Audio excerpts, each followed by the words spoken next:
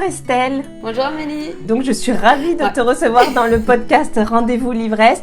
Quand je t'ai contacté et que tu as accepté, je pense que j'étais vraiment trop contente. Tu fais partie vraiment du top de celles que je voulais dans le podcast. Ça fait un moment que je te suis, que j'adore ce que tu fais, que j'ai tes petites papeteries marque-pages à la maison. Pour ceux qui ne te connaissent pas, tu es à la tête de Poussins et Poupettes depuis 2020, si je ne dis pas de bêtises. Ouais, fin 2020, c'est ça. Et tu es à la base illustratrice dans l'édition jeunesse. Et si je ne dis pas de bêtises, c'est toi qui es derrière Archibald le petit renard. Oui, tout à fait. C'est ça. Oui. C'est beaucoup trop mignon. Aux éditions Emma. Ok, super. Donc, est-ce que tu peux très rapidement un petit peu te présenter, nous raconter un peu l'histoire derrière Poussins et Poupettes? Alors, donc, comme tu l'as dit, je suis illustratrice jeunesse depuis 2003. Fin 2020, j'ai créé Poussins et Poupettes. En fait, c'était une envie de retrouver, parce que comment dire, pour l'édition, donc ça fait plus de 20 ans que je travaille pour l'édition, donc je dessine tous les jours et tout, mais finalement on dessine pas vraiment pour soi, parce qu'on répond à des commandes, il y a il y a un brief, on est obligé de, même si on n'a pas l'inspiration, on est obligé de créer. Et je me suis rendu compte, un peu comme pas mal de gens après le confinement, tout ça, j'ai remis un peu à plat ma vie, et je me suis rendu compte que ça me manquait, cette création vraiment brute, de se laisser porter par le flot créatif, tout ça. Et je me suis dit, il faut que je m'y tienne, que je recrée pour moi. Et j'avais quelquefois des mamans qui me contactaient en me disant, oui, j'ai acheté votre livre, j'adore, et est-ce que vous feriez pas des affiches pour les chambres d'enfants, tout ça? Ok. Et donc je répondais non, parce que d'un, je n'avais pas le temps, et je savais que c'était un statut différent. Oui. Parce qu'il faut savoir qu'en édition jeunesse, j'ai un statut d'artiste-auteur. Oui. Et après, pour vendre des créations comme ça, surtout des créations, des reproductions et comme là, de la papeterie, tout ça, il faut un statut d'auto-entrepreneur, en fait, pour pouvoir vendre. C'est différent d'artiste. Et du coup, j'avais pas le temps de me pencher là-dessus. Je me suis dit, c'était un bon support. Et je voyais passer pas mal les boutiques Etsy, dans mon entourage même de créatrices et tout ça, et je me suis dit c'est une bonne idée parce que je peux créer des affiches, les mettre en ligne, et puis si ça se vend, tant mieux, ça sera motivant, et puis si ça se vend pas, moi ça me fait quand même un support, tout ça. Et puis ça a marché. Ça a bien pris. Ça a bien pris. Et du coup, je me suis prise au jeu. Je me suis prise au jeu des réseaux sociaux aussi, parce qu'à l'époque, j'étais que sur Facebook. Et je me suis mise sur Instagram, j'ai créé mon compte. J'ai eu donc des gens qui ont commencé à s'abonner et tout, qui ont commencé à acheter sur Etsy. Et puis, de fil en aiguille, en fait, les abonnés me disaient « Ah, mais moi, j'aime trop, c'est que pour les enfants, mais moi, j'aimerais bien... pourquoi tu fais pas des marque-pages et tout ?» Enfin, très vite, j'ai noué des liens comme ça avec les abonnés qui sont... ils sont chers à mon cœur maintenant, mais avec certaines, j'ai vraiment noué de super liens, et j'adore cette partie-là. Et donc, du coup, en fait, c'est en les écoutant un peu, j'ai commencé à créer des marque-pages. Bon, après, à la base, il faut savoir que je suis une grande fan de papeterie, donc c'était un peu logique pour moi. Voilà. Et du coup, ça a été des marque-pages. Puis après, j'ai dit, je vais essayer j'ai cherché un imprimeur. Et je vais essayer de faire un petit bloc-notes. J'ai fait imprimer une 50aine de bloc-notes. Et puis je me suis dit, on verra. Et puis c'est pareil, ça a marché. Et puis voilà. Et puis après, on m'a demandé des stickers. Enfin j'ai suivi un petit peu le flow. Au final, c'est un projet de co-création finalement. Puisque c'est toi qui crées, mais au final, c'est ta communauté qui t'a un petit peu soufflé, entre guillemets, et qui t'a un peu donné cette impulsion de dire, je me lance dans la papeterie, quoi. Ah oui, tout à fait, d'y aller, parce que... Et en plus, j'ai adoré ça parce que j'ai voulu le faire, justement, comme je t'ai dit, pour renouer avec la création et avec ce flow artistique où en fait, j'en parle souvent à mon entourage, quand je crée pour Poussins et Poupettes, ça se crée tout seul. J'ai une idée de collection et elle se dessine toute seule et ça vient tout seul. Et en fait, c'est ce que je voulais. Je voulais qu'il n'y ait pas ce truc de forcer. j'ai jamais eu le syndrome de la page blanche parce que bon, j'ai une imagination débordante, tout ça. Mais des fois, il y a des projets, des textes qui inspirent un peu moins. Et là, en fait, c'est vrai que je me laisse porter. Alors, bien sûr, j'ai un planning sur l'année. Ça, j'ai l'habitude de travailler en freelance. Donc, je sais que telle collection, je dois la sortir à tel moment et tout. Mais je me suis toujours dit que si la collection, au moment de la sortir, j'ai pas l'inspiration, c'est pas grave, ce sera la saison d'après. Voilà, je veux rester sur ce flow. Et pour l'instant, mais c'est génial, quoi. Bah oui. Ah non, franchement, c'est chouette ce que tu fais. Mais parce que du coup, donc toi, c'est très saisonnier à chaque fois tes collections. Et t'arrives à chaque fois, à chaque année, à te renouveler pour que, vraiment pour apporter cette petite différence par rapport à la collection de l'année dernière. Je sais. Après, c'était plus facile au début. Pour l'instant, je suis encore au début, entre guillemets, parce que par exemple, cette année, j'ai créé une collection d'hiver que j'avais pas encore fait.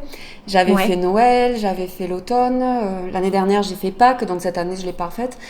Et en fait, je vois que si elles vieillissent bien, tant que je m'en lasse pas, je vais les laisser. Donc par exemple, cette année, j'ai pas recréé de collection de Pâques. Mais là, il y a des stocks que je commence à laisser s'écouler, que je renouvelle pas, pour justement pouvoir changer et voilà, y revenir. Parce que voilà, c'est le but. Le but vraiment, quand je l'ai créé, c'était de créer, de toujours créer comme ça. Et c'est vrai que comme tu dis, voilà, j'écoute ce qu'on me dit, sans partir dans tous les sens, parce qu'après, voilà, on me donne beaucoup d'idées, mais j'en ai déjà beaucoup. J'essaie déjà de rester focus pour pas m'éparpiller, sachant qu'à côté, je conserve quand même la partie édition, parce que j'adore. Mais je dirais que cette année, je me suis mis le défi d'être à 50-50 parce que je refuse beaucoup de contrats. Je garde vraiment, j'ai la chance maintenant de pouvoir sélectionner les contrats et surtout les maisons d'édition et les éditrices avec qui j'ai envie de travailler.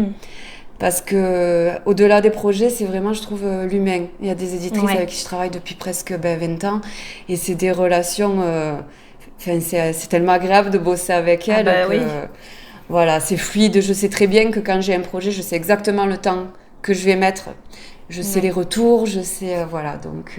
Les premières fois où tu refuses des contrats, tu le prends comment ?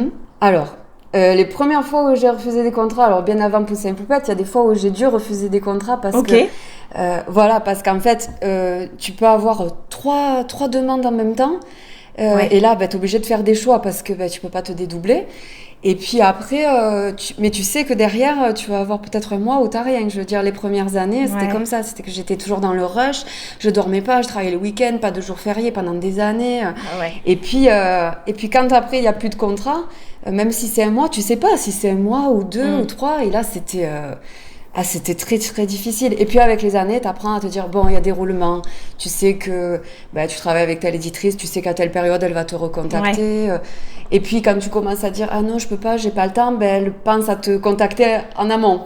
Est-ce que vers la fin d'année, je peux compter sur toi ? Donc bon, les plannings sont plus faciles. Mais c'est vrai qu'au départ, quand j'ai refusé certains contrats, oui, parce que tu as l'impression de cracher dans la soupe ou de se dire attends, mais tu refuses ça, il est cool le projet. Je fais ma diva. Voilà, tout à fait. Tu te dis non mais pour qui tu te prends ? Et puis après tu te dis non mais t'es obligé d'avoir des priorités. Et puis aussi pour garder une vie à côté parce que les premières années c'est vrai que tant que j'étais pas maman, je comptais pas mes heures et tout, c'était la folie. Je travaillais jusqu'à pas d'heure, 4h du matin, les week-ends, pas de vacances, enfin. Ouais, au début t'es tellement j'ai eu des contrats assez vite en sortant, quelques mois après la sortie de l'école d'art. Donc, t'y crois pas. Tu te dis, non, mais on me paye pour que je dessine. C'est mais du génial. coup, avec ce rythme de vie qui était intense, du coup, il n'y a pas un moment où t'as pété un plomb, où tu t'es dit, non, mais là, c'est plus possible, en fait. Ça a été difficile quand j'ai été maman. Parce qu'en plus, en travaillant à la maison, je voulais pas le laisser, mon fils. Je voulais, non mais ça va, je peux m'en occuper, je peux travailler en même temps. Donc là, j'ai fait n'importe quoi. Je travaillais au premier biberon, à 4h du mat, je me levais, je travaillais. Je me rappelle que j'ai fait ça jusqu'à ses 2 ans. Et à ces 2 ans, mon mari m'a dit, il faut que tu arrêtes parce que tu vas droit dans le mur. En fait, je pétais un câble. Hein. Le soir, j'étais en larmes et donc je me suis rendu compte que je pouvais pas tout faire. Et en fait, j'ai appris de mes erreurs et maintenant, comme tu disais, je culpabilise pas quand je refuse des contrats parce que maintenant, le bien-être de mes enfants, parce que j'en ai 2, ils sont grands maintenant, ils ont presque 12 et 15 ans, mais c'est ça avant tout. Et Poussin et Poupette, c'était aussi ça, tu vois, c'était... Déjà, le fait de se dire que tu peux court-circuiter l'édition, tout ça, et de se dire, mais je peux dessiner, mettre en boutique, avoir la relation avec le client directement et tout. Déjà, c'est rassurant aussi de se dire que... Voilà. Et d'un autre côté... Quand j'ai beaucoup de commandes, voilà, je sais que non, c'est pour le bien-être de ma famille et tout, parce que ce que j'ai fait il y a des années, je le fais plus. Maintenant, j'ai 43 ans. Si tout va bien, je suis à peu près à la moitié de ma vie. J'ai appris à mettre des priorités et même que c'est une passion, c'est un travail. Voilà, j'ai appris à séparer. C'est un travail et la priorité, c'est le bien-être de ma famille, de mes proches. Voilà, donc prioriser. Mais voilà. Mais ouais, au final, le fait d'avoir des enfants, de toute façon, ça change la vision sur plein de choses. Hein. On se rend compte, les priorités qu'on avait avant ne sont plus du tout les mêmes. Et effectivement, la relation au travail, je trouve qu'elle change énormément dès qu'il y a des enfants, quoi. Oui. Puis toi, tu peux le comprendre aussi quand tu fais un métier passionnant ou quand tu es à ton compte et tout. C'est vrai que elle est fine la limite entre le privé et le professionnel, surtout quand on travaille à la maison et tout, tu vois. Ah ouais, mais vraiment, voilà. Et puis même, tu vois, même encore aujourd'hui, moi ça m'arrive des fois, pas plus tard qu'hier, tu vois, hier soir, j'ai là, oh punaise, ça j'ai oublié de le faire et tout, alors que le petit il est là, donc je me mets sur l'ordinateur, je vois qu'il est en train de jouer tranquillement dans sa chambre, je dis, allez, j'ai 5 minutes, je le fais vite, et puis après tu dis, non, enfin ça aurait pu attendre 1 heure ou 2, ou même le lendemain, c'était pas très grave, tu vois, mais c'est vrai que quand on travaille de la maison, la limite, comme tu dis, elle est tellement fine que c'est difficile de déconnecter des fois. Et du coup, toi, est-ce que c'est quelque chose que tu arrives à faire maintenant avec le temps, à complètement déconnecter, ou tu as encore un peu des rechutes comme ça de temps en temps où tu te dis, bon allez, c'est bon, 5 minutes de plus, j'y vais quoi. Alors j'ai un peu des rechutes, mais... En fait, je vais faire des choses qui je sais... En fait, c'est pas tant de prendre 5 minutes pour envoyer un mail et tout. C'est l'état dans lequel ça me met. C'est-à-dire si c'est quelque chose de stressant où ça va être... Non mais attends, laisse-moi, maman elle travaille. Bon, ils sont grands, ils comprennent. Mais quand par exemple ils viennent me dire un truc et que je dis... Non, attends, là je peux pas... je culpabilise. Voilà. Voilà. Mais après, par exemple, Poussin et Poupette, c'est ce que je me disais au début... voilà, même ma fille elle me disait oui, tu vois, tu disais tu veux moins travailler, enfin tu veux plus travailler le week-end, puis finalement tu es toujours en train de travailler parce qu'au début, voilà, les 2 premières années Poussin et Poupette, j'avais tous mes contrats à côté, donc j'étais à 100% sur l'édition plus Poussin et Poupette, mais je disais oui, mais c'est pas vraiment du travail parce que moi ça m'amuse. Je veux dire, quand par exemple l'année dernière j'ai fait mon site, à minuit j'étais encore dessus et tout, des fois le week-end, et mon mari me dit mais arrête, mais va te coucher. Je dis mais non, mais je m'éclate, ça m'amuse de faire ça, donc tu sais, l'euphorie des nouveaux projets, c'est ça. Voilà, c'est passionnant. Donc je garde cette limite. Par exemple, si je suis en train de travailler sur un contrat et au bout de quelques jours, après t'as la fatigue et tout, puis quand j'arrive des fois en fin de journée, je regarde ce que j'ai fait et je dis c'est nul. Alors là, quand je dis ça, je dis c'est bon, je ferme l'ordi et je m'y remets le lendemain, tu vois. Et le lendemain, t'arrives, soit tu vois ce qui allait pas, ou soit tu te dis, ça va. Oui, non, mais ça, c'est vrai, hein. Ça, c'est horrible comme sensation. Moi, ça m'arrive souvent quand je fais des choses je crée un site internet ou un truc comme ça.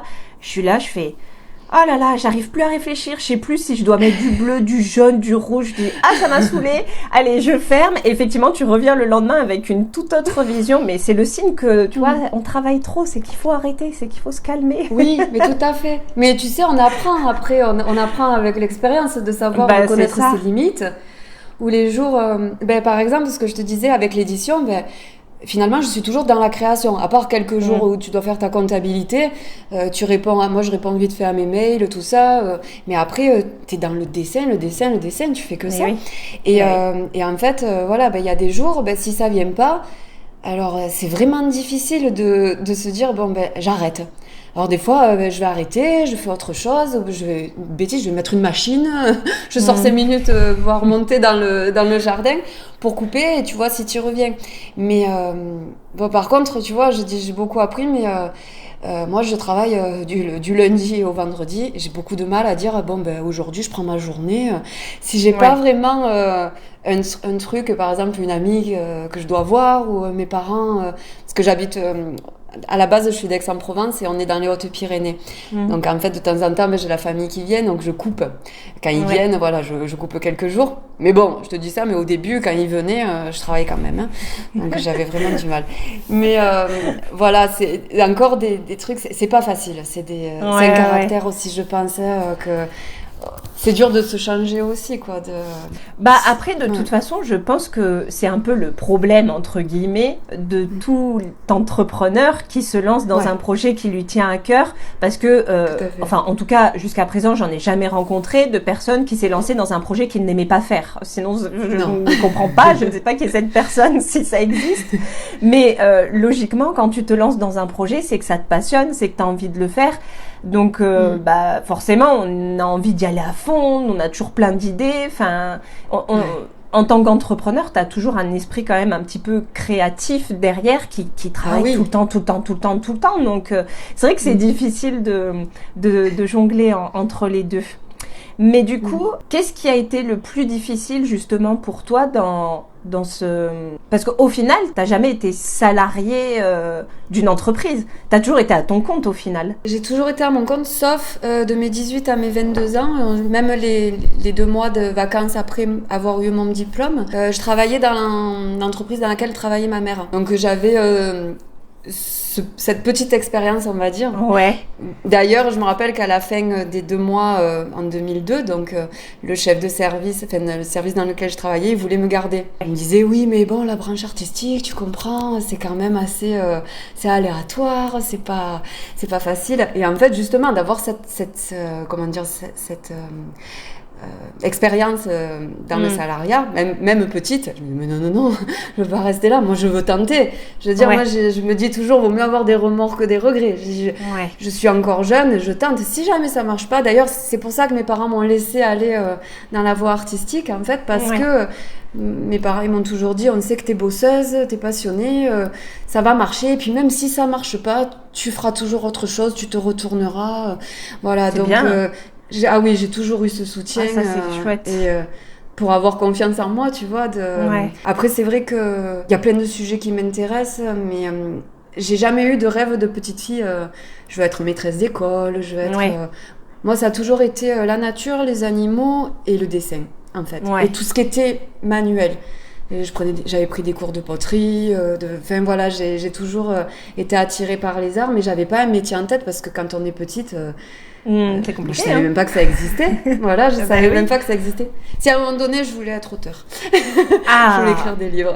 Et tu veux toujours écrire des livres ou pas? Est-ce que tu as pensé justement à écrire, à te dire, bon allez, peut-être qu'un jour je ferai mon propre album jeunesse, l'écriture et le dessin? Alors, j'ai déjà écrit une histoire, après des petites et dans des magazines, mais en fait, ce qui est marrant, c'est que j'avais écrit, tu sais, au début, quand on sort de l'école d'art, on envoie des books aux maisons d'édition et tout, surtout que moi, il n'y avait même pas Instagram et tout à l'époque, il fallait y aller quoi, pour te faire connaître. Et en fait, à un moment donné, j'avais écrit une petite histoire sur un chat et j'avais envoyé à une maison d'édition, les éditions Emma, c'est une maison d'édition en Belgique, parce que je pensais que mon style pouvait correspondre à leur charte graphique, tout ça. Et 6 mois après, j'ai reçu une réponse me disant qu'ils avaient adoré mon histoire et j'avais envoyé quelques illustrations avec. C'était à la peinture à l'époque. Je crois que c'est le seul livre que j'ai fait à la peinture. Et est-ce que j'étais d'accord pour qu'il la publie dans un recueil de 120 pages et si j'étais d'accord pour illustrer tout le livre. Et c'était ma plus grosse commande. Et du coup, voilà, c'est parti comme ça. Donc, c'est parti sur une histoire que j'avais écrite. Mais après, ça me plaît, mais je pense pas être assez douée. Je me suis concentrée sur le dessin, tu vois. Il y a tellement de bons auteurs. Mais c'est vrai que petite, j'avais ce rêve de l'écriture. Peut-être un jour, il faut jamais dire jamais. La vie est encore longue. Faudrait y passer un peu plus de temps. Parce que si tu voudrais écrire, ce serait vraiment uniquement sur de la jeunesse ou t'aimerais écrire un roman ou quelque chose comme ça? Alors, si j'avais les capacités, ouais. Et puis, roman, moi, j'aime beaucoup les romans fantastiques, la science-fiction, même jeunesse et tout, voilà. Ou alors des romans de voyage. J'aime que ça me fasse voyager. J'aime que ça fasse travailler mon imaginaire. Au final, ça rejoint quand même ton secteur de base qui est le dessin, qui est d'imaginer, etc. Donc, écoute, peut-être un jour. On sait jamais. Ouais. Peut-être que je te interviewerai, c'est très dur à dire, dans le podcast en tant qu'autrice imaginaire. On ne sait jamais. Écoute, on ne sait jamais. Du coup, pour toi, quand tu as lancé Poussin et Poupette, donc de ce que je comprends, visiblement, t'es quand même plutôt bien entourée, t'as quand même un entourage qui est plutôt bienveillant et plutôt moteur dans tes créations, tes activités. Est-ce que tu t'es quand même heurtée à certaines difficultés, en particulier quand tu as lancé Poussin et Poupette? Non, pas du tout. Mais je pense que contrairement à quelqu'un qui, par exemple, va quitter un salariat pour se lancer tout avec une pression, comme j'avais pas la pression, j'avais pas d'attente, donc j'ai pas eu de blocage. Moi, déjà, je pensais pas que ça prenne autant d'ampleur, donc j'ai dû apprendre à gérer les soucis avec la poste, les colis perdus, les colis abîmés, comment envoyer des trucs, parce qu'au début, j'envoyais, mais quand j'y repense, j'envoyais des affiches, mais je les envoyais, j'y croyais, quoi, avec des cœurs, quoi, parce que elles sont arrivées dans des états, quoi, pas possible. Enfin voilà, je me rappelle, j'avais envoyé une affiche aux États-Unis, elle était enroulée dans un tube en carton, mais enfin, elle est arrivée aplatie, quoi, éclatée là. Donc voilà, bon, j'ai appris. En fait, oui, je pense que dans n'importe quel, quand tu te lances à ton compte, peu importe le domaine. En fait, il y a plus de problèmes, mais c'est des petits problèmes. Voilà, j'ai pas eu l'impression de me heurter, mais j'ai fait plein de petites erreurs, de petites bêtises et j'ai appris. Oui, t'apprends au fur et à mesure, En fait, c'est de l'expérience, c'est des erreurs que tu es obligé, après, gérer les SAV. Bon, après, j'ai de la chance parce que franchement, elles sont toutes sympas, j'ai jamais eu de problème. En fait, elles ont... Déjà, quand on te connaît par les réseaux sociaux, par Instagram, on connaît l'histoire, elles savent que t'es pas Amazon, quoi, que t'es une petite créatrice, donc voilà, c'est toujours bienveillant et au contraire, je disais même... Ouais, mais c'est ça, en fait, à partir du moment où même toi, tu transparais quelque chose de bienveillant, d'humain, etc., forcément, logiquement, on te le rend. Et puis, comme tu dis, aujourd'hui, l'ère des réseaux sociaux fait que on peut suivre un peu les parcours. Enfin, tu vois, moi, c'est aussi les retours que j'ai sur les petits bouquins. C'est que j'en ai plein qui m'ont suivi sur les petits bouquins, mais qui me suivaient déjà sur mon compte où je partageais mes lectures et qui m'ont dit, j'ai suivi depuis le début tes réflexions, le projet, etc. Donc, les gens s'attachent forcément parce qu'il y a vraiment ce côté humain qui vient, qui fait toute la fondation finalement de l'entreprise. Et donc, logiquement, derrière, t'as toujours de la bienveillance, même quand il y a des petits couacs ou des choses comme ça, tu vois. Moi, ça m'est arrivé aussi que des livres arrivent abîmés ou quoi que ce soit, mais on m'a jamais agressé ou on a mon livre il est arrivé abîmé.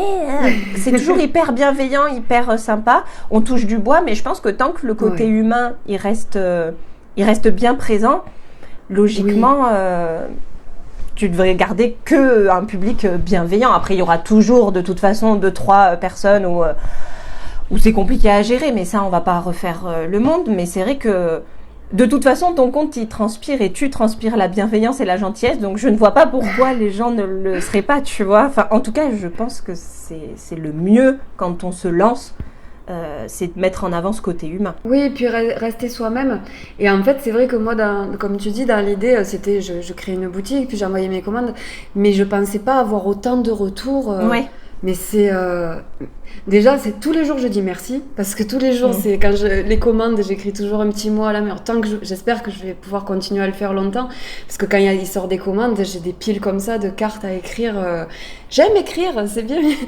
Mais voilà, je veux garder ce côté petite créatrice et le lien avec les clientes. Et puis, je me note, j'ai des fichiers. Alors, elle, je la vous vois, elle, je la tutoie. Je veux pas vexer les gens parce que parce qu'en plus, j'ai des nouvelles clientes régulièrement. Mais après, il y en a qui sont là depuis le début. Et donc, comme je disais en rigolant, quelquefois, je leur dis, je connais vos adresses par cœur et tout. Et elles me racontent, des fois, voilà, le matin, c'est bonjour, ça va, tu vas bien? Oh, les petits sont malades. Ou, voilà, et petit à petit, je connais aussi leur vie. Et puis, il y en a qui se confient même sur des choses vraiment dures de leur quotidien et tout. Et je vois que, au travers d'Insta et tout, ils se créent ces liens-là. Et en fait, j'adore ça. J'adore ce côté humain. Surtout que, voilà, quand on travaille à la maison et tout, on est quand même isolé. Moi, j'ai pas de collègues de travail. Oui. Et en fait, ce lien-là, tous les jours, là, d'avoir ces petits mots sur Insta et tout, ça me porte, c'est un truc... c'est trop chouette. C'est vraiment incroyable, ouais. C'est vraiment chouette. Génial. Je m'attendais pas à ça. Tant mieux, pourvu que ça dure, on a envie de dire, quand même. Et du coup, alors, ça faisait partie des petites questions, parce qu'il y a plein de questions auxquelles tu as déjà répondu, qui avaient été posées au fur et à mesure. Il y en a une qui est venue, et c'est vrai que c'est intéressant et que ça me pose question aussi, comment... T'es venue cette idée de faire ce type de dessin? Parce que quand on fait du dessin, effectivement, on a son identité un peu personnelle. Mais à quel moment tu t'es lancée vraiment sur ce type de dessin? Comment ça t'est venu de créer ces petits animaux tout mignons avec ces gros yeux qui sont beaucoup trop choux? Comment ça t'est venu? Est-ce que tu t'es inspirée? Est-ce que c'est venu naturellement? D'où ça vient? En fait, oui, c'est comme tu dis, c'est venu naturellement parce qu'en fait, tu regarderais ce que je faisais quand je suis sortie de l'école ou au tout début. Moi, j'ai toujours été attirée par la jeunesse. C'est oula. Heureusement, je me dis j'ai progressé, tu vois.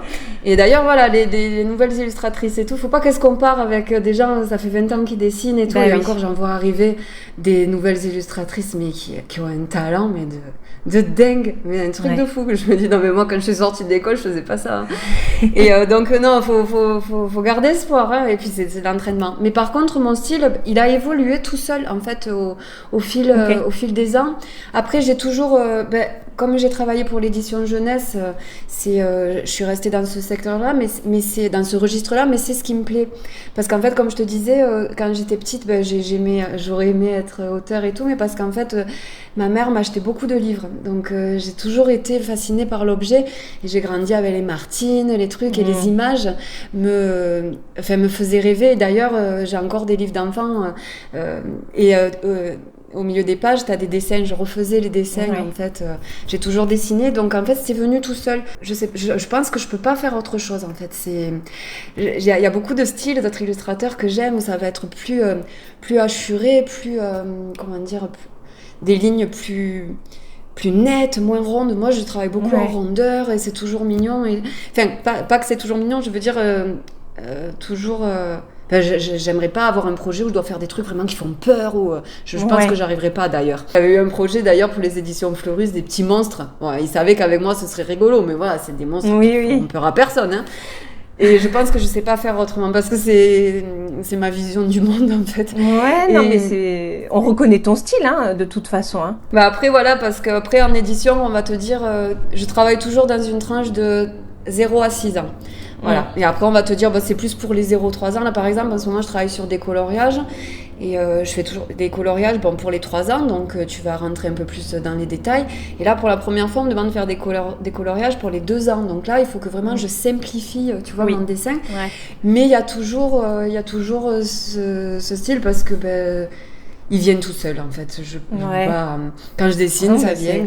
Et du coup, tu dessines sur tablette graphique. Comment ça se passe un dessin chez Poussin et Poupette du début à la fin? Alors du début à la fin, donc maintenant depuis quelques mois, j'ai un nouveau jouet, j'ai un iPad parce que je voyais tellement passer ça, un iPad Pro et je voyais Procreate et ce côté nomade de prendre ta tablette et ne serait-ce que dans la maison, ça me faisait rêver parce que moi, comme je t'expliquais au départ, je travaille sur une Cintiq. c'est un très très gros écran, comme on voit souvent dans les reportages chez Disney, tout ça, tu vois. C'est un très gros écran inclinable et je dessine dessus. Chez Poussin et Poupette, depuis quelques temps, ce que je fais, c'est que je prends mon iPad et je me mets, des fois je vais dehors et je commence à crayonner, je me dis, j'ai une idée. Par exemple, la collection d'Halloween l'année dernière, pour moi, Halloween, c'est les chats, c'est l'automne aussi, c'est les citrouilles. J'aime pas le côté peur d'Halloween, tu vois. Moi, j'aime le côté citrouille, j'aime le côté... Voilà. Donc, je commençais à réfléchir sur ça. J'ai un nom de collection qui me vient en tête et je commence à dessiner, je fais des croquis. Alors, mon fils, quand il vient voir, il me dit « Ah, c'est des croquis, comment on dit Walking Dead », il me fait. C'est Walking Dead, parce que tu vois, il ressemble à rien. Et je mets des couleurs et je réfléchis tout de suite aux couleurs, à la gamme de couleurs que je vais utiliser. Et par exemple, je vais griffonner vite fait un chat. Et pour moi, pour savoir vite les positions, les postures, tout ça. Et pour Poussin et Poupette, je pars de la planche de stickers. Alors c'est marrant parce que c'est un des premiers trucs que j'ai créé aussi. Le tout premier truc de papeterie, c'était le marque-page Renard. D'ailleurs, c'est un best-seller sur la boutique. Et ensuite, une planche de stickers. Et en fait, quand on m'a dit, ce serait bien que tu crées des collections, c'est même pas venu de moi, ça. C'est des clientes qui m'ont dit pourquoi tu crées pas une collection, parce que je sortais les trucs au fur et à mesure, elles me disaient mais non, mais moi j'ai commandé, après il y a ça, et du coup je me suis dit mais oui, faut que je sorte tout en même temps. Et donc en fait je crayonne vite fait ma planche de stickers, et puis après quelques jours après, ça a un peu mijoté dans ma tête, j'y reviens, je fais un crayonné, vraiment un beau crayonné finalisé. Je passe à la couleur. Et une fois que j'ai tous mes personnages, tout ça, je sais pas si t'as remarqué, t'as la planche de stickers et après les créations, elles se découlent de ça. Ça va être une to-do list, un petit bloc-notes. Et puis après, je vais prendre mes petits personnages, je vais les mettre là. Et je me crée sur ma Cintiq un très grand format, un mood board en fait, pour moi que j'appelle, et je vais mettre donc mes stickers et après je vais mettre, je vais dire je vais faire un bloc-notes carré, je fais un croquis très rapide et tout ça, je pose des couleurs, je me dis je vais peut-être mettre ce personnage et voilà. Et à mesure quand les créations commencent à se créer, petit à petit, tu vois, c'est comme si c'était flou et petit à petit je viens finaliser le marque-page, puis je viens finaliser ça et puis j'ai petit à petit la collection qui arrive sous mes yeux. Et quand j'ai tous mes visuels, je vais tout imprimer. Et après, j'ai comme les psychopathes là, j'ai tout sur un mur, tu vois, c'est tout dépinglé. Et je vois si ça match, si non, cette couleur ça va pas, là il manque un truc. Et voilà, je procède comme ça. Et c'est un gros travail en amont. Au final, on se rend pas compte. Hein. Ouais. On se dit juste, elle a fait un petit dessin comme ça, hop, elle l'a. Et puis mais c'est tant terminé. Mieux parce que tant mieux. Le but c'est que ça se voit pas tout ce travail. Justement, ah mais oui, ça a l'air si simple, sans que ce soit péjoratif, hein, mais dans le sens où c'est tellement fluide et tellement, c'est très très joli ce que tu fais, qu'on se dit pas qu'il y a un énorme travail derrière en amont. Voilà. Parce que du coup, une collection pour Poussin et Poupette, là, par rapport à tout ce que tu racontais juste avant, comment ça se passait pour ta création, tu mets combien de temps à peu près pour entre le moment où tu dis ok, là je vais faire une collection spéciale Halloween et le moment où tu la mets sur ta boutique, il se passe combien de temps ça prend à créer? Alors jusqu'à maintenant, je t'aurais dit je sais pas trop parce que la création justement, je la faisais en pointillé avec mes projets d'édition. Mais là, pour la première fois, là en début d'année, j'ai refusé des contrats justement pour travailler sur la collection. Et je dirais qu'il faut que je compte un mois pour que ça mature pour le faire et tout ça.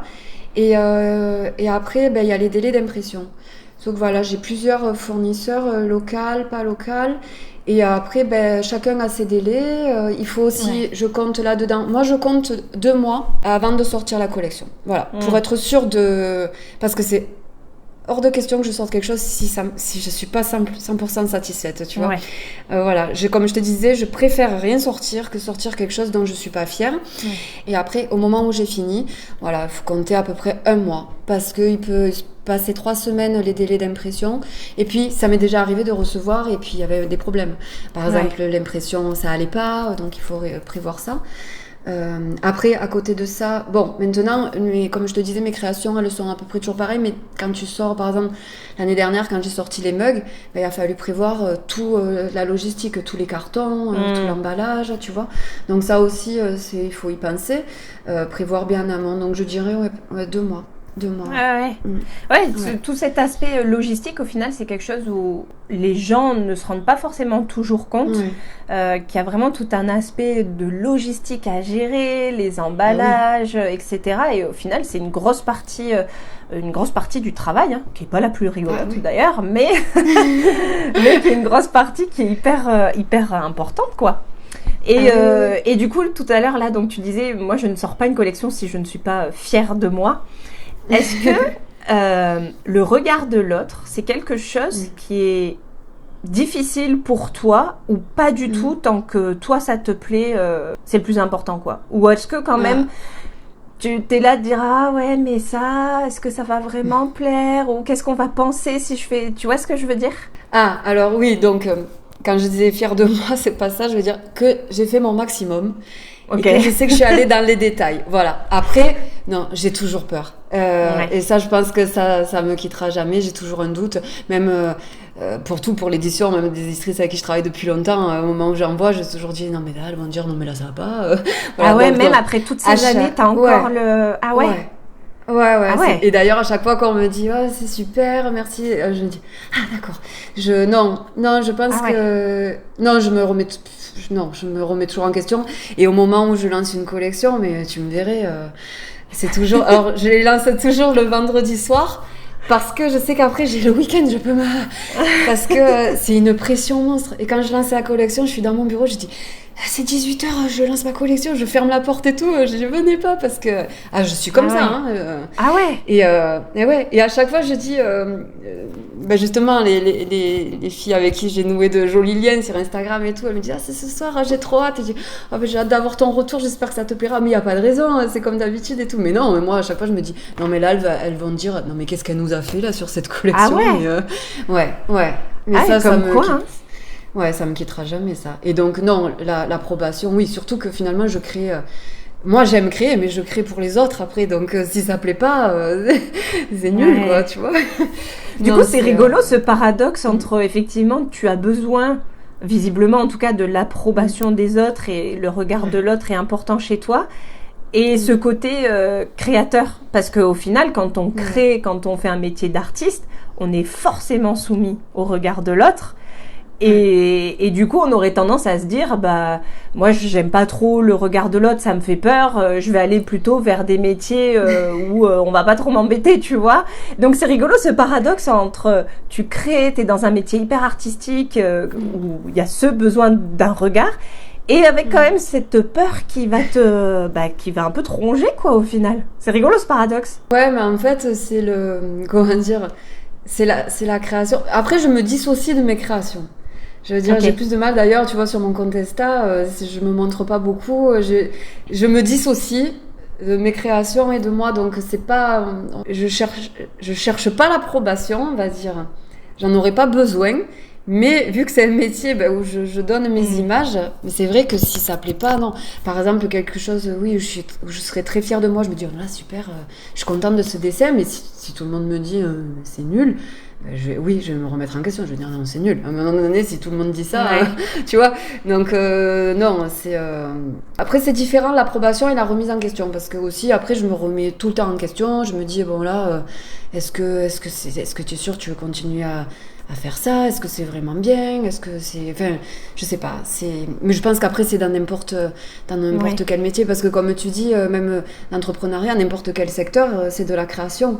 Et t'es jugée aussi sur ça. Je sais pas, c'est difficile à dire. Mais Si tu devais retenir une chose de toutes ces années en tant qu'illustratrice, quelle a été ta plus grande fierté et ton meilleur souvenir, on va dire? Ma plus grande fierté, c'est tout simplement d'en avoir fait mon métier, en fait. Après, je dirais peut-être d'avoir tenu. Parce que là, c'est vrai que je dis ça, maintenant, ça fait 20 ans, mais les premières années, le rythme et puis les moments de doute, les périodes, je me rappelle, j'ai eu une période de 4-5 mois, moi je tiens pas, hein, 4-5 mois, j'étais déjà en train de regarder à faire une reconversion et tout, et à l'époque, j'étais maman, j'avais 27 ans, il y a eu une période de creux, des fois on sait pas pourquoi, quoi, et non, c'était très difficile, là, je me sentais plus bas que terre, je me sentais nulle, et en même temps, je me suis quand même accrochée, mais en parallèle, j'étais déjà en train de postuler pour même prendre un boulot à temps partiel et tout. Voilà, je peux pas rester dans l'inactivité. Et donc, je dirais, oui, ça, de m'être accrochée quand même, parce que c'est vrai que, après, sur toutes ces années, il y a eu des périodes pas faciles. Voilà. Mais du coup, quand tu dis qu'il y a une période où tu étais plus bas que terre, qu'il a fallu se relever, comment tu te relèves du coup justement? Quand t'es un peu dans ce tourbillon où tu te dis non mais c'est nul ce que je fais, mais j'en ai marre, mais je vais chercher un boulot ailleurs, parce que ça je pense que ça arrive à tout entrepreneur, si c'est pas arrivé une fois, mais vous avez beaucoup de chance. Mais je pense que ça nous arrive tous à un moment donné, ou même plusieurs fois dans la vie d'entrepreneur, de se dire mais en fait pourquoi je fais ça quoi? Et comment t'as réussi à te relever et te dire non allez, on s'accroche, on y va quoi? C'est mon caractère, je pense. J'aime pas lâcher. Pour plein de choses, en fait, c'est vrai que je lâche pas. J'aime aller au bout. J'aime relever des défis. Je vais pas faire longtemps je vais vite me dire non allez, on se remonte les manches et on y va. Et même s'il faut bosser 10 fois plus, et même ouais, je pense que c'est ce côté challenge en fait. Et pas avoir de regrets. Voilà. Ça reste dans ma vie pour c'est un moteur un peu comme un mantra de dire je veux pas avoir de regrets. Bah ça je crois que de et je toute regrette façon, pas du coup. Heureusement, parce que vu tout ce que tu as parcouru, difficilement tu pourrais regretter. Franchement, tu as un parcours qui est vraiment top et qui est vraiment admirable. Et tu vois, c'est rigolo parce que c'est vraiment comme tu dis, le mantra qui revient à chaque fois de toutes les personnes qui sont venues dans le podcast ou avec qui je discute au quotidien ou quoi que ce soit. C'est vraiment cette notion de je veux pas avoir de regrets. Je veux être allée au bout de mon idée, être allée au bout de mon envie, et que si vraiment ça marche pas, de me dire c'est pas grave, je l'ai fait, j'ai essayé, et j'ai pas le regret de me dire si j'avais tenté, est-ce que parce que c'est le pire ça, franchement. C'est le pire. C'est difficile de vivre avec le sentiment de se dire si j'avais tenté, si j'étais allée au-delà de mes peurs. Où est-ce que je serais aujourd'hui? Et du coup, si justement, parmi celles et ceux qui nous écoutent, il y a forcément ou peut-être des personnes qui ont une idée, un projet, un rêve, mais ont peut-être peur de se lancer pour diverses raisons. Il y a plein de raisons qui peuvent freiner. Toi, tu donnerais quel conseil à toute personne qui aimerait se lancer mais qui n'ose pas? Je dirais déjà, si c'est des personnes qui sont en salariat et qui ont peur de faire le grand saut, de le faire en parallèle au départ. Parce que on peut toujours commencer comme ça. Et ensuite, de se poser la question, qu'est-ce qui me fait peur ? Est-ce que c'est... voilà. Parce que du moment qu'on le fait en parallèle, c'est pas une question financière, tout ça. Par exemple, moi, au début, Poussin et Poupette, oui, j'ai acheté une imprimante, il y avait un budget, j'ai investi dans du papier, tout ça. Donc, à part ces menus dépenses, on va dire, qu'est-ce qui me fait vraiment peur ? Est-ce que c'est la peur du regard des autres ? Si c'est ça, est-ce que c'est vraiment important ? Est-ce que dans 10-15 ans, est-ce que ça aura encore du poids dans la balance ? Est-ce que c'est la peur de me planter ? Parce que si c'est ça, et alors ? Moi, je veux dire, voilà, comme je te disais, des bêtises, j'en ai fait plein. Et ben quoi ? Oh pardon, je savais pas. Voilà, non, on se trompe pas. On apprend en fait, voilà. On le dit souvent, on apprend de ses erreurs et on peut que s'améliorer. Et voilà, regarder ce qui est un frein. Et voilà, et toujours se dire, est-ce que dans 10 ans je regretterai pas ? Est-ce que voilà, je pense que c'est la peur de toute façon qui. Mais la peur est un frein horrible. C'est horrible les peurs qu'on se crée. Mais souvent, en fait, c'est de la peur. Enfin, je veux dire, la seule vraie peur, c'est quoi ? On va pas mourir. Voilà, j'entends beaucoup, de petites créatrices et tout qui osent pas se lancer, mais c'est pas grave. Voilà, se dire, il y a rien de grave. Au pire, voilà, je tente. Au pire, ça marche pas, tant pis. Et puis aussi se dire que il faut pas attendre aussi que ça marche tout de suite, parce que moi je dis ça marchait tout de suite, mais j'avais pas d'attente. Donc si on attendait d'entrer de gagner sa vie, non, au début j'ai vendu 2 affiches, 3 marque-pages. C'est pour quelqu'un qui a beaucoup d'attentes ou qui regarde quelqu'un, ça fait 5-10 ans qu'il le fait, il va se dire mais moi ça marche pas. Non, il faut être patient, il faut s'accrocher et il faut garder en tête pourquoi on le fait. Voilà, mais la peur, il faut pas l'écouter. Ouais, alors moi ce que j'aime bien dire à chaque fois et ce que je conseille quand j'en discute, ce que j'aime bien dire c'est, en tout cas la question que j'aime bien poser, c'est si tu te lances, quelle est la pire chose qui peut t'arriver? Et souvent, la pire chose, c'est pas si grave que ça. Enfin, c'est des choses qui sont rattrapable entre guillemets, c'est pas y a pas de couteau sous la gorge ou quoi que ce soit, et ça permet un petit peu aussi de dédramatiser ce côté de si ça marche pas, qu'est-ce qui se passe? Alors après il y a aussi, tu vois, moi je sais que je l'ai beaucoup cette peur, donc je parle complètement en connaissance de cause, c'est la peur de se dire ok, si ça marche pas, ou même si ça marche et que ça répond pas à mes attentes, parce que ça peut arriver aussi, on peut se lancer dans un truc en se disant ouais c'est ça que je veux faire, et puis finalement on le fait, on se dit non en fait ça me plaît pas tant que ça. La peur de dire j'arrête, alors que ça peut marcher ou pas. Le fait d'assumer, de dire j'ai essayé quelque chose, mais j'abandonne. Et ça, c'est quelque chose, moi je sais que je l'ai, c'est quelque chose qui me terrifie de me dire si un jour j'ai plus envie de faire les petits bookings ou si ça marche pas du tout, ce qui me fera le plus peur, c'est de dire aux autres, j'ai pas réussi. Tu vois ce que je veux dire? C'est ce côté de se dire, j'arrête. Et c'est un gros frein, mais ça fait partie de la peur et c'est des peurs qu'on se crée, alors que comme tu dis, dans 10 ans, ce sera oublié, puisque de toute façon, tu auras tout tenté. Si on arrête en se disant, je suis allé au bout et finalement ça me correspond pas, on a fait le maximum de toute façon. Voilà, mais comme tu dis, ce qui revient souvent, c'est finalement la peur du jugement, la peur du regard des autres. Oui, c'est ça. Comme tu dis, de se dire « Ah, mais j'ai échoué ». Alors que finalement, ce qui compte le plus pour que tu sois aligné dans ta vie et tout, c'est ça, c'est de ton propre jugement, de se dire « Ah, mais moi, non, mais moi, je le sentais. Moi, je marche beaucoup au feeling et même dans la vie de tous les jours, si je sens quelque chose, j'y vais. Je le sens pas, je le fais pas. » Tu sais, voilà. Et quand tu dis un projet qui t'anime, t'as envie d'y aller, on a le droit de se planter et puis on a le droit d'avoir fantasmé un truc et qu'en fait, au final, non, c'est pas génial. Mais d'avoir le droit de faire autre chose. Et puis, la vie, elle est longue aussi. Enfin, on n'est pas obligé de faire toujours la même chose. On a le droit de changer aussi. Après, après... Non, mais c'est ça, c'est en fait d'identifier quelle est la peur. Après, moi, c'était pas... Il y a des projets aussi, des gros projets entrepreneurial et tout, où tu vas avoir besoin d'investir beaucoup d'argent et tout. Ça, c'est difficile, ça, c'est autre chose. Ça, c'est pas mon cas, je peux pas parler pour ça. Mais si c'est juste une peur un peu irrationnelle, comme ça, il faut la dépasser parce que ça vaut tellement le coup. Et puis, c'est toujours des petites peurs, parce que comme je te disais, à chaque fois que je lance une collection, mais j'ai peur, quoi. Je suis toujours... Mais une fois que tu as dépassé la peur, c'est génial. Tu vois, mais non, mais complètement. Et puis encore une fois, on se les crée nous-mêmes. Moi, c'est pareil, quand j'envoie mes box, quand je les vois partir à la poste, là, au Mondial Relais, je suis là, oh, mon Dieu, vite ouvrez vos box et dites-moi ce que vous en pensez.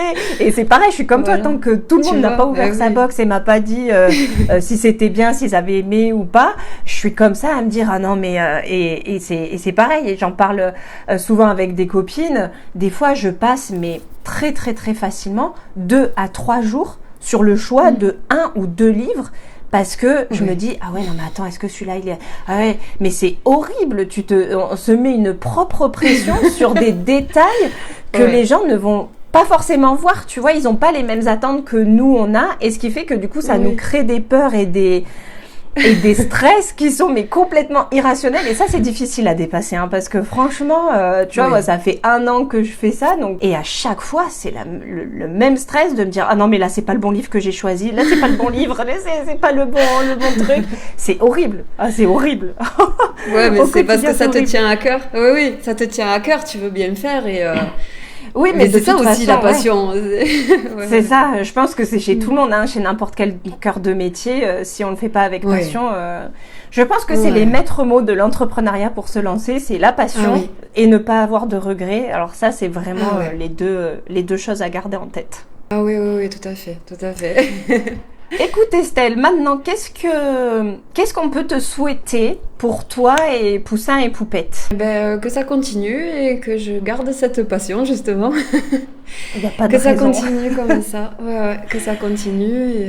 Là, tu travailles sur une nouvelle collection ou pas encore? Parce que tu viens de sortir celle du printemps. Est-ce que tu as déjà attaqué la prochaine? Est-ce qu'on a droit à une petite actu ou pas? Alors, je comptais sortir une collection d'été et en fait, je sais pas si je vais avoir le temps parce que là, je comptais pas prendre de contrat d'édition, mais en fait, ça m'a trop donné envie, donc j'ai accepté. Et en fait, voilà, dans la balance. Et je commence à réfléchir à celle d'automne, mais je dirais pas encore. Je ne dirai pas encore. Ok. Voilà. Et écoute, mais je commence déjà à réfléchir. Ok. Bon écoute Estelle, merci beaucoup pour cet échange qui était ultra intéressant, hyper riche et qui va plaire à beaucoup de personnes, j'en suis sûre. J'espère que ça va donner des pistes et que ça va en motiver plus d'un et d'une à se lancer. Et puis on continue de te suivre sur les réseaux, suivre ton aventure Poussin et Poupette et puis que ça continue le plus longtemps possible. Merci beaucoup Amélie.